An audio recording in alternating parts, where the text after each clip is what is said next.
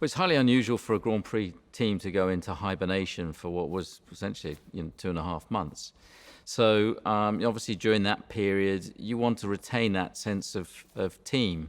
And so activities, whether it be online fitness classes, whether it be Friday night quizzes, town hall meetings where the staff would have the ability to ask me questions and Q&A and passing on information and updates, keeping the drivers engaged, in with the team members as well, were all hugely important during, what was a very uncertain time.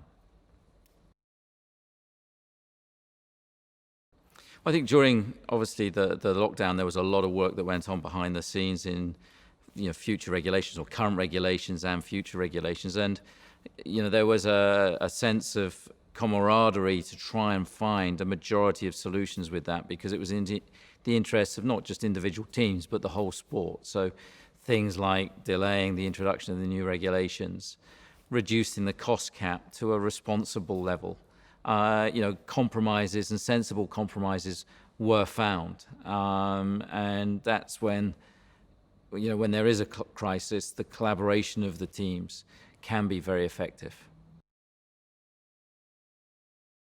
Well, as we return to racing, of course, there's going to be things to fine-tune in this new environment that's obviously going to be a lot more restricted in terms of our activities. So inevitably there's going to be tuning there with the new regulations for 2022. I'm sure there's going to be clarifications on the financial regulations, which are all new. Again, I'm sure there's going to be further clarifications. So, but the bulk of the big ticket items have certainly been dealt with.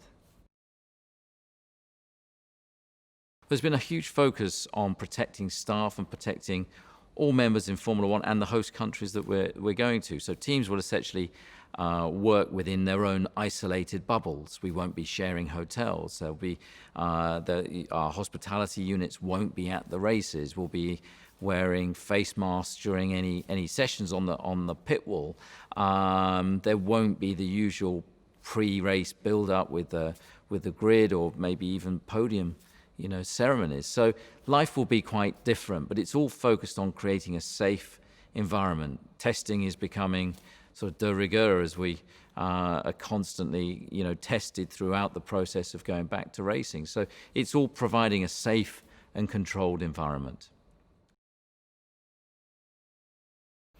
Well, we don't really know where we stand going into Austria. And of course, the car would have been developed. There would have been updates at the first European race, in Zandvoort and Barcelona. There would have been further updates for Montreal.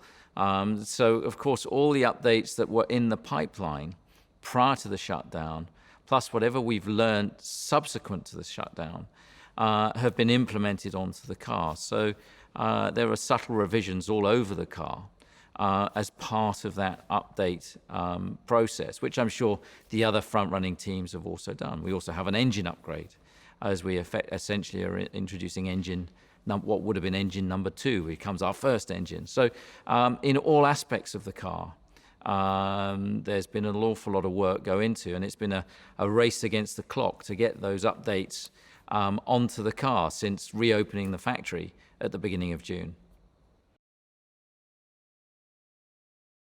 Well, as we head into our second year of our Honda relationship, it feels much more integrated within the team. We enjoyed a great debut season, with Honda winning 3 races. And of course, now we're looking to build on that. They're ambitious. They share the same ambitions that we do.